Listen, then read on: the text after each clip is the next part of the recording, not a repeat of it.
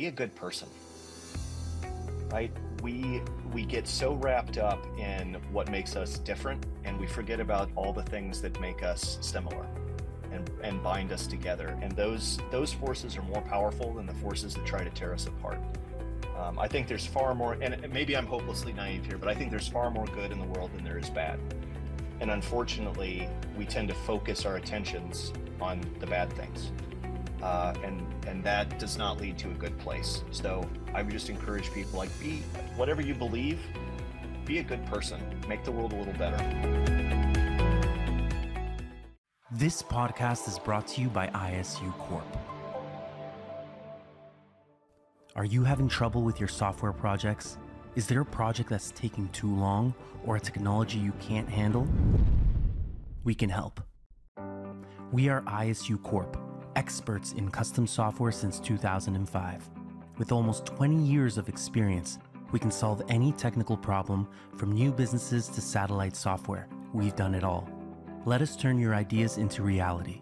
Learn more about how we can help by visiting us at www.isucorp.ca. Your solution starts here.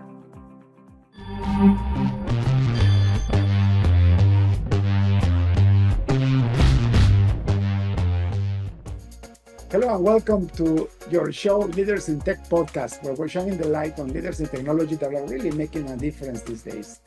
Today we have with us Joshua Brown. Joshua, welcome to the show. Thanks for having me. I'm happy to be here. Joshua, for the audience, can you tell me your full name, where do you live, and what do you do for a living?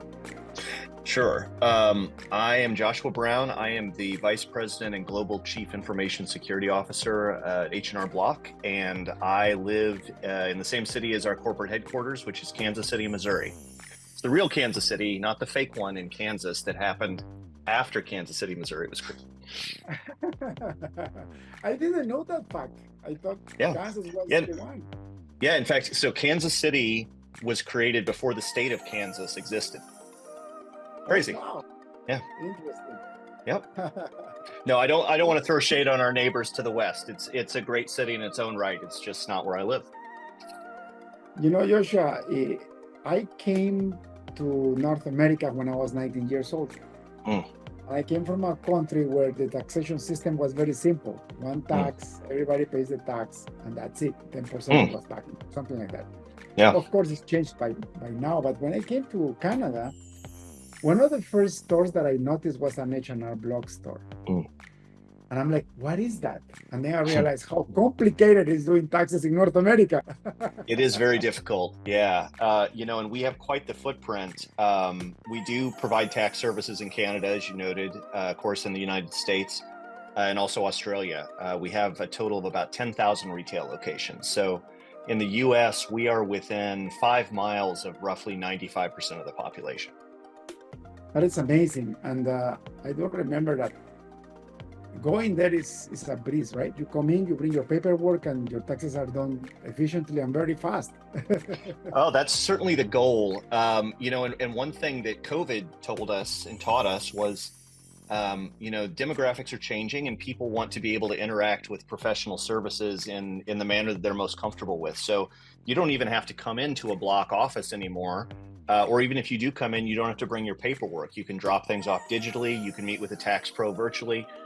So we offer a full range of solutions between the traditional brick and mortar in person through hybrid solutions all the way up to doing it yourself at home. That's amazing. Joshua, do you guys use your own software for doing the taxation? We do, yeah. The tax software is developed in-house. We are a legacy tax company that's in the later stages of a digital transformation. And so, a few years ago, we decided to move everything to the cloud. It used to be all hosted on-prem. This last year, we hit 90% virtualization, in hosted services. We have about 400 applications that are internally developed that handle all different facets of financial services and taxes. 400 applications. And are they all custom built or they are purchased products? Oh, they're all custom built. Yeah, the tax code changes every year, and that requires us to change, our code base every year as well. So you're basically a software company that happens to do taxes. It's funny you say that, because that was when I first came to Block in late 2018, that was one of the first thoughts I had. I was like, wait a minute, this is a tech company that does taxes, not a tax company that does tech. But of course, a lot of our customers do interact with us in a purely analog fashion. That's how we grew up as a mom and pop brick and mortar store that's now grown into this big thing. That is incredible. And of course, you must have had the need of technology since, how old is the company? I should know that one off the top of my head. Not that old, but not that young either. Under 100 years old. I think we're in the around 60 years old, maybe is where we are. Yeah, something like that. And we used to have the largest, I believe, this may be apocryphal, but I've been told by multiple people, so I'm going to pretend that it's true. We used to have the largest seasonal workforce in the US. So you think about like mall Santas at Christmas. We onboard and offboard about 60,000 tax pros every single year for tax season. That's crazy. Yeah, it's kind of, in a sense, our environment, if you look at our environment holistically, is a lot like a university where you have a giant crop of kids that comes in every year, right? And so, sure, we have a lot of tax pros who come back year after year and work for us, but we also have a significant number that are new each year into that ecosystem. That's amazing. So you must have a very rigorous training program to maintain the level of quality, because that's one of the things that I see in leaders in technology, is that we want to keep our rock stars, and we want to make sure that we have a system to train new developers, new engineers, so that the level of quality stay high, right? Sure. Yeah, it's an ongoing challenge. Like I mentioned, of course, the tax code changes every year. There's 50 states worth of tax codes to keep up with. So there is a qualification and a training program for tax pros. They build on that year after year. So the longer you stay with us, the more training you get. And we also have a kind of a sub-brand specialty that deals with really complex tax situations. And those are some of our most highly trained, highly seasoned tax pros.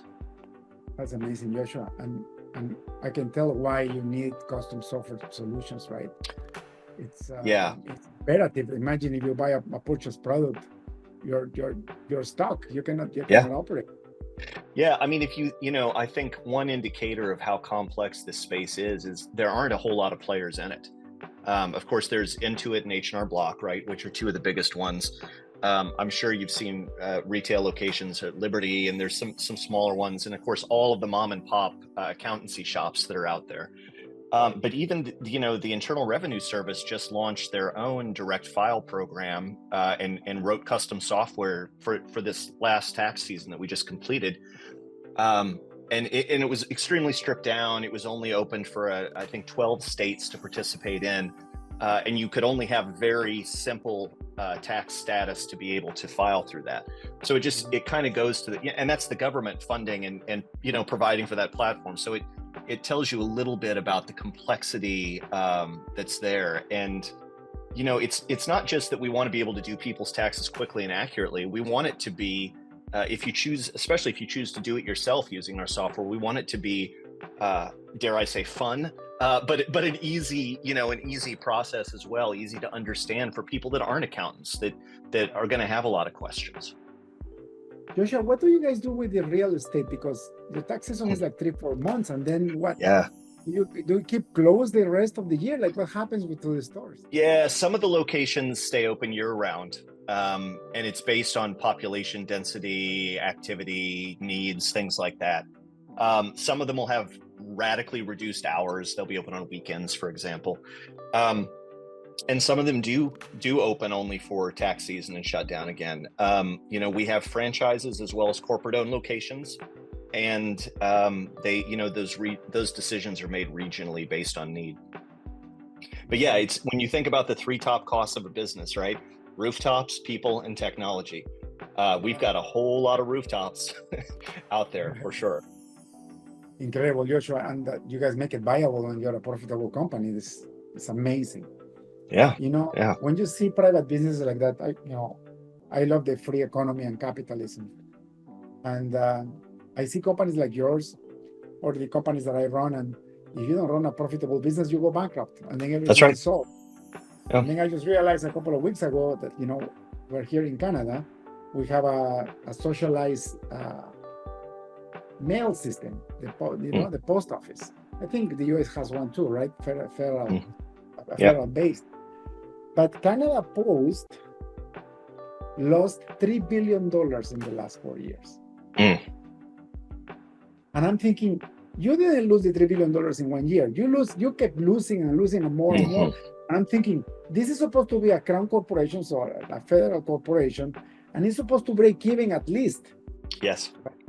If not bring profits. And they keep increasing the postage cost. It's not that it kept the same. It's not that it's subsidized.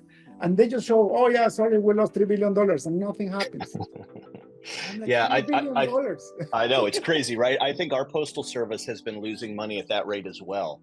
And they've talked about doing things like discontinuing Saturday delivery or reducing the hours, and of course raising the postage constantly as well.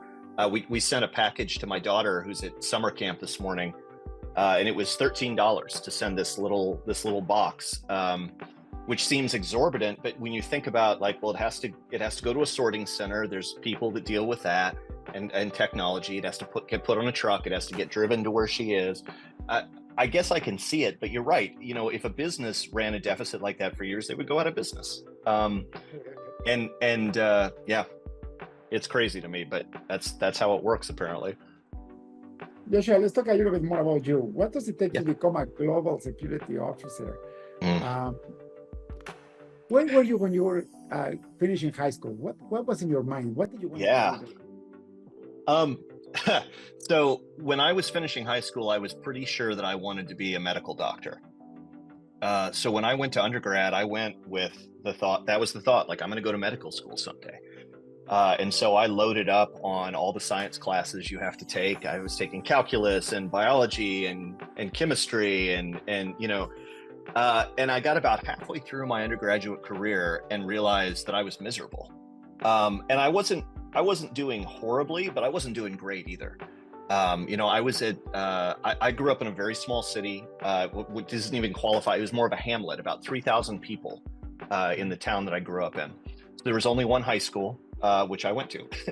And after that, I went to Duke University, which is a top tier university. And I was surrounded by bunches and bunches of people who were way smarter than me, kind of for the first time in my life. And I struggled. And I did some soul searching, and I thought about what was I studying that was making me really happy? What was making me feel fulfilled? So I ended up getting a degree in philosophy at an undergraduate level, and I kind of changed tacks and decided I wanted to teach. And so I went to graduate school after that to work on a PhD in philosophy. Both my parents were public school teachers, so it's deep roots in my family. And I got all through my coursework, all my exams. I was working on my dissertation, and I ran out of steam on that after about 5 years. And I took a sabbatical that I never returned from, and got a job at a help desk at a company called the Motley Fool, which does financial advising. I worked my way up there through various positions until I was leading their server team, and then I moved to the Midwest, and it kind of the history that's the history of it, right? And in my era, getting into cybersecurity, that was a typical path, like starting at a help desk as an IT job and working your way up through either the server side or the software side. There weren't degrees in InfoSec. There weren't even certification programs largely at that point. That's all come, since I entered the field. That's amazing, Joshua. How your life had changed so dramatically. I mean, yes. You were about to do your PhD in philosophy, and obviously you loved it because you went through the whole thing, right? Yeah. Yeah. And why help desk? Just because you needed a job, or what? What was in your mind? So I had a buddy of mine from undergraduate was working at the Motley Fool, and he called me and he was like, "Man, we're hiring like crazy. This place is awesome. You should come down and check it out." So I had always been a Macintosh guy, Apple guy. They were all on Windows there. So I went to the local Barnes and Noble. I bought the definitive Windows NT 4.0 System Administrator Guide, which is about 1,000 pages. I read it cover to cover over the weekend because they had a test, a skills test you had to pass. So I took the test and I passed it and I got the job. That's amazing. That also explains that going to college is not really about what you learn in college. What they teach you is how to learn, isn't it? Yes. Yeah, I definitely, I learned some of my limitations, which is important. I learned how to adapt, which is also important. I mean, I think, when I think about my own kids and what I want to impart to them as they get ready to enter the world. I have a daughter who's a couple years away from college now. I want to teach them resilience, right? Because, I changed courses, I changed directions one major time. They're likely to change 6, 7, 8, 9 different times. And so, I'm a huge fan of liberal arts education. I think learn as much different things as you can. Understand your place in the world and how we got to where we are, and follow your heart. And that's easy to say from a middle-aged white guy who's got a C-level title at a big company, but I do a lot of alumni interviewing for my university, and the kids that are applying are just phenomenal, like leaps and bounds over where I was at their age. And most of them don't get in. The acceptance rate is like 6% or something crazy.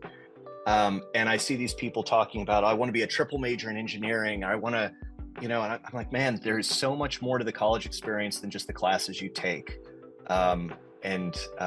Anyway, sorry, I can get on a soapbox on that pretty easy, but I'm very passionate about education. Yeah, Joshua, I have the same feeling, like I'm a man of faith. So if you look at the Bible and you go past, like the laws, for example, from the past, right? Like the Jewish people had 613 laws that they needed to abide by.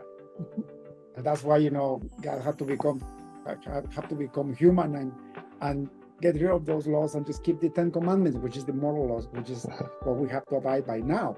Yeah. And I say, God never changes. He's the same. God is outside of time and space. What change is us.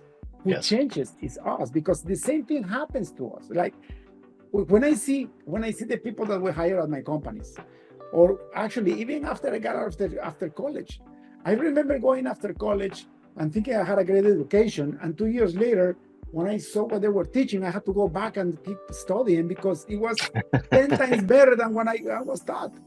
Yeah. When I graduated college, I was still in the text-based software development. Like I'm a software developer and I'm a software engineer. And most of my career, like all my computer science degrees were in software. And I remember, like, I graduated in 1985, and I was an expert in, according to myself, I was an expert in mainframes and text-based development. 2 years later, object-oriented programming came about. And then I realized it because one of the kids that just got hired at my job knew about it. I'm like, what is this? And remember, this is before the internet was popular. So you had to go buy books and figure it out from people. So I went back to college and started learning, object-oriented programming and graphic design. And it's like, man, like we grew fast. Yes. And then, and look at me now, right? Right. I mean, I was talking to a buddy of mine last night who's a cloud architect for IBM. And I said, the US is under 250 years old. And you think about where we've come as a country, from our inception to now. And most of that change happened in the last 100 years. And most of that change happened in the last 50 years. Like the pace of change is increasing. And so, I think the younger generations are better adapted to that than we are because they've had to be. My generation, I'm Gen X, we were the first ones who straddled both the pre-internet and the post-internet age. So we've had to learn to adapt to that. But the rapidity at which this generation picks up new technology and makes it just a part of their lives automatically is astonishing to me. And I think that pace of change is why I love information security so much, because it is a constant change. The threats that we're protecting against today are likely not going to be the most important threats to protect against tomorrow. And so we have to be constantly looking at the horizon as well as our own internal operations to make sure we're doing what's appropriate. And it's amazing. You must have the same bug that I have, that, you know, you get bored very fast. You need to discover something new and learn something new and apply something new, right? Yes, I absolutely feel that way. Although I will say, as I've gotten older, the average tenure for a CISO, I think, is 2.5 years before they switch jobs. There's an incredibly high burnout rate. I love working at H&R Block. I have an amazing team that I got to build almost from scratch. But there are certainly days where I'm like, man, I could use a little less change today. Like a little slower pace today might be nice.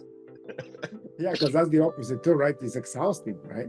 Mm-hmm. I remember the days where literally people, like, this was if you remember the 80s, you had to behave, get good marks, go to a decent college, get more good marks, then get hired by a Fortune 100 company and die there until you retire.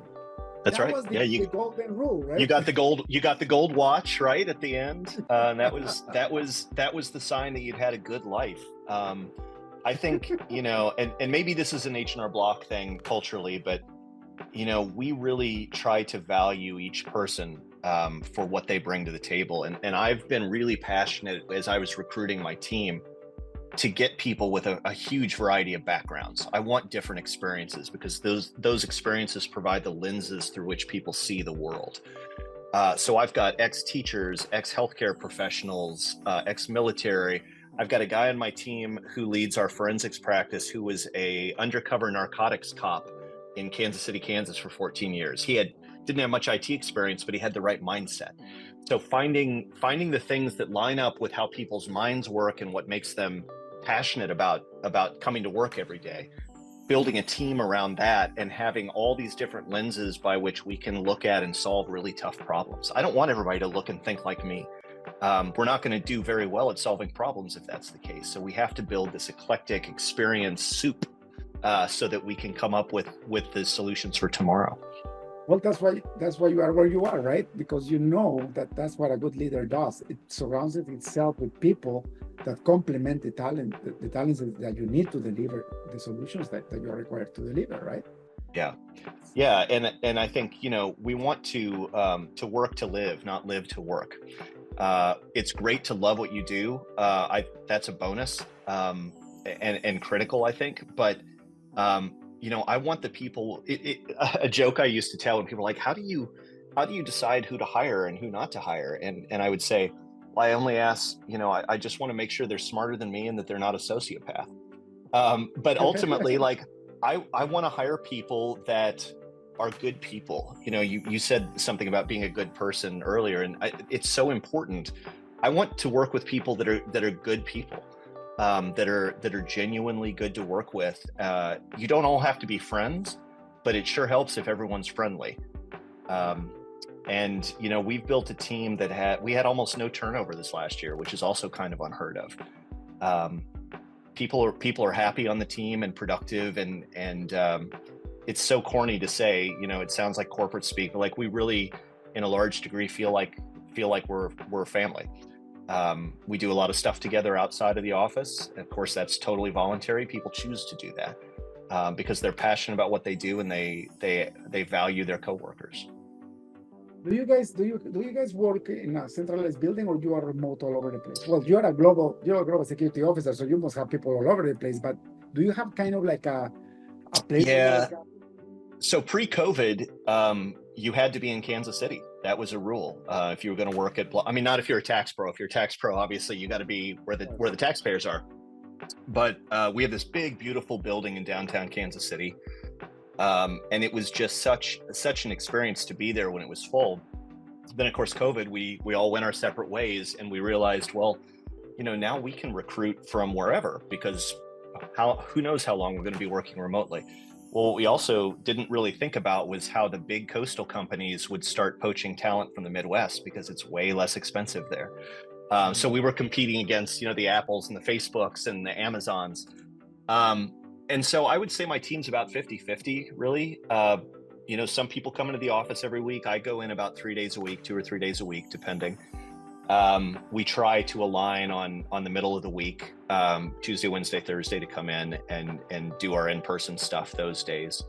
But half of my team is at a technopark in India that is an H&R Block office, big office there. And about on my domestic team, I would say about 2/3 are local to Kansas City and 1/3 is sort of scattered across the US. And of course, we have people in Canada and Australia as well. That's amazing. COVID really came to change everything, isn't it? Yes. How was it for you guys? How was your transition? Because you had to do everything online, right? Everything was closed. Yeah. So, it used to be the case that if you were a tax pro and you needed to access H&R Block software, you had to be in a physical H&R Block office. That was what the security model was. And then in very short order, when it became clear what COVID was doing to the way we work, we had to scramble because tax season was approaching, and we had to quickly switch gears to make it possible, not only for our tax pros to work from anywhere, but so that our customers could interact with us from anywhere. So it was a massive change, and it was done in relatively short order, a matter of weeks, not months, to make that change happen. And to do so securely, of course, too, right? I mean, there's a whole lot of insecure ways to make it happen, but doing it properly so the customer could have a good experience and feel confident in the security was another matter entirely. For us, it just changed everything. I mean, yes. When I built my first company, my main business is a software consulting firm, right? And I did it because I knew that I could actually get developers to work wherever they wanted to work from. So this is 2005. I was in corporate. I was in a Fortune 100 company back then, and they wouldn't allow me because it was very hard for me to hire very good people. And me being an immigrant, I thought, I bet I can get people from everywhere else that is not North America, but they wouldn't let me. So I said, I'm going to prove them wrong. So I started my own business. So the whole company started as a remote first company.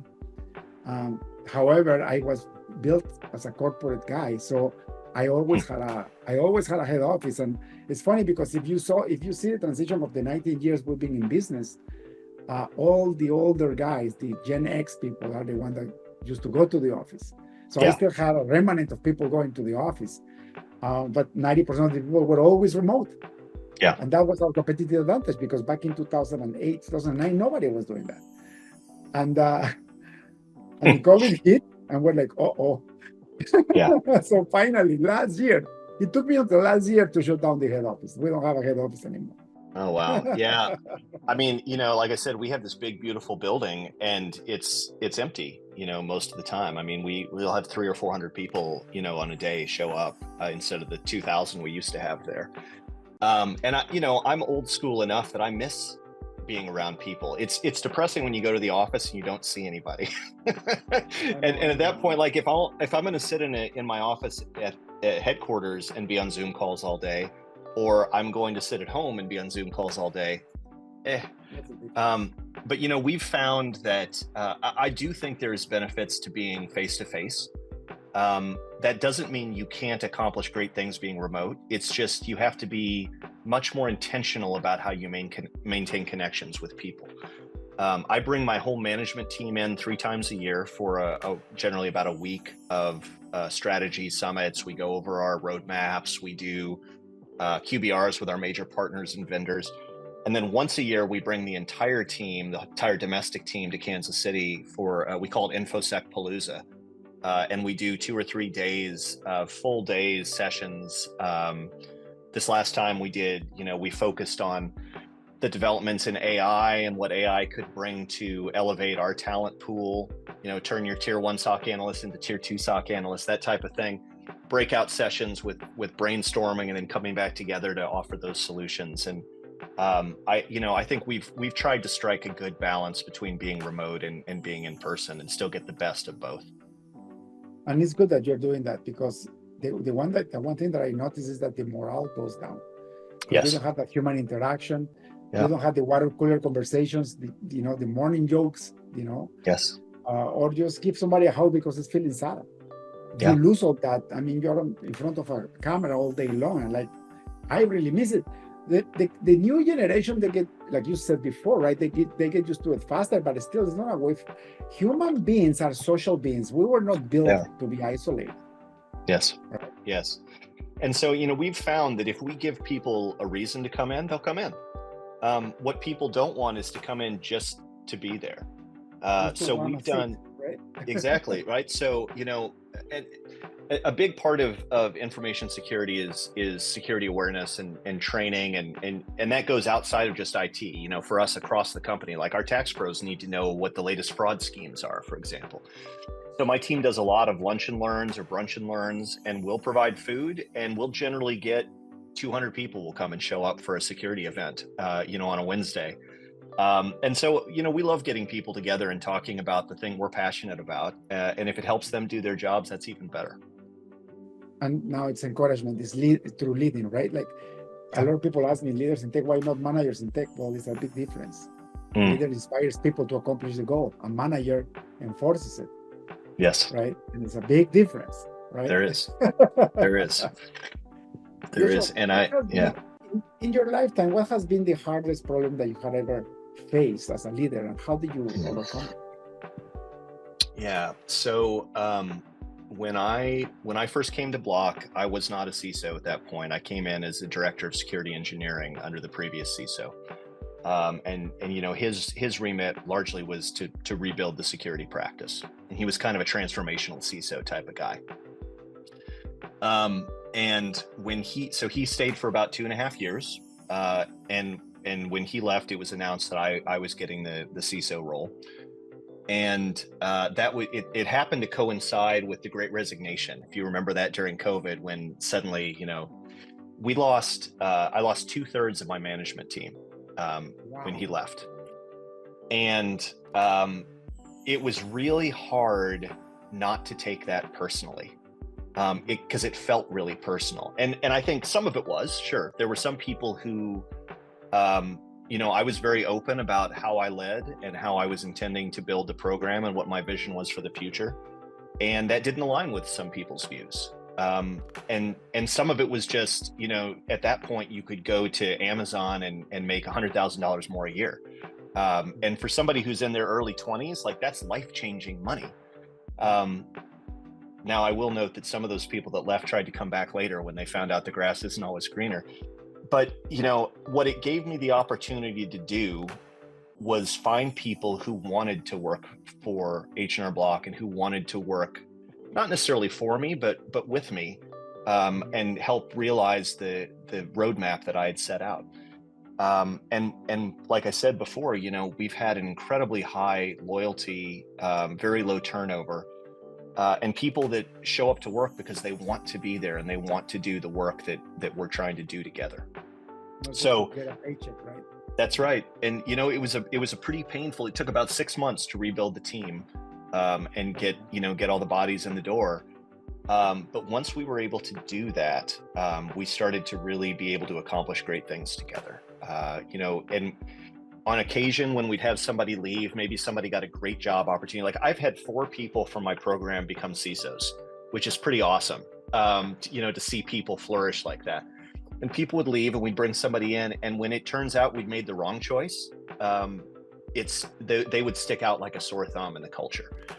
People would be asking me almost immediately, like, hey, what's up with this new guy? And they didn't, people that didn't have the right cultural fit tended to not last very long. That has been blissfully a rare experience. And we have a good solid core of a team now. I think there's nothing better than a horrible crisis to show people's true color, isn't it? Yeah.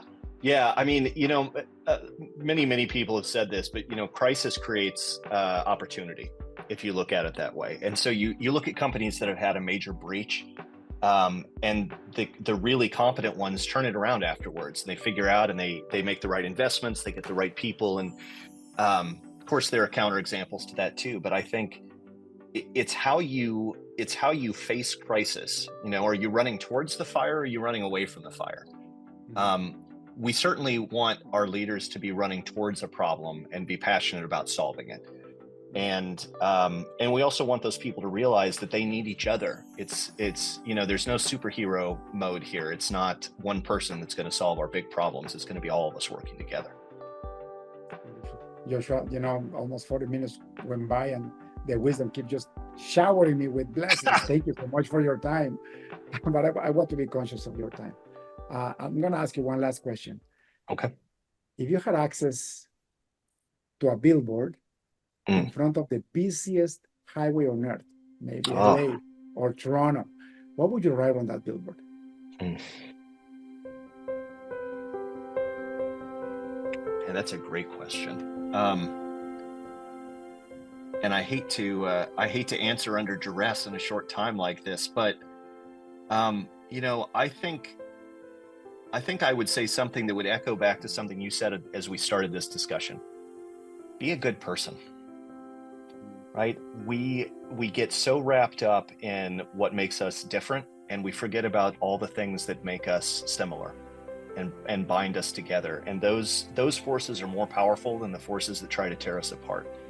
I think there's far more, and maybe I'm hopelessly naive here, but I think there's far more good in the world than there is bad. And unfortunately, we tend to focus our attentions on the bad things.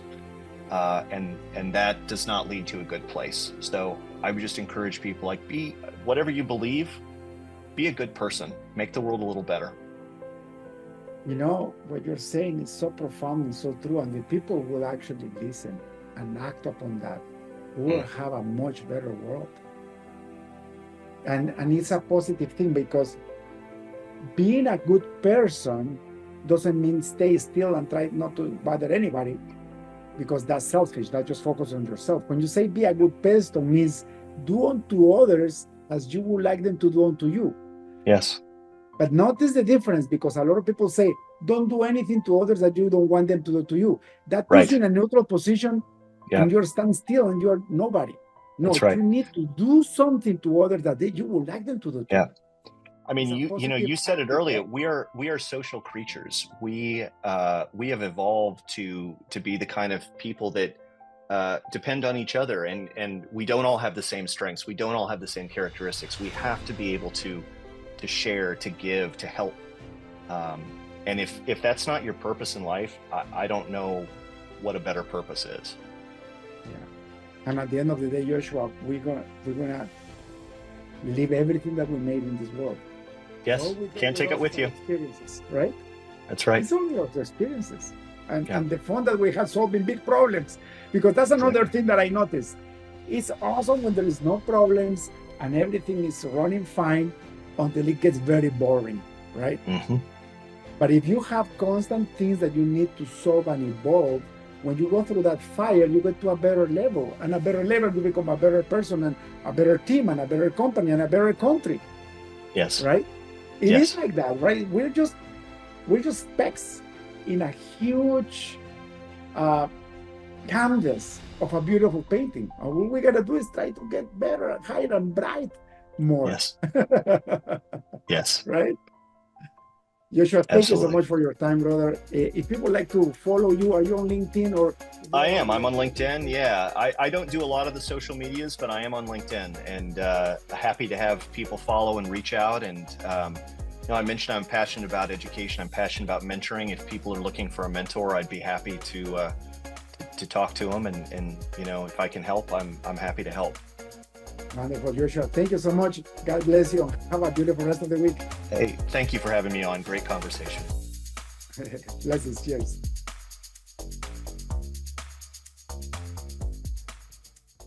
Thank you for tuning in to the Leaders in Tech podcast. Check in next week to keep learning how to use technology and leadership to change the game. See you next time.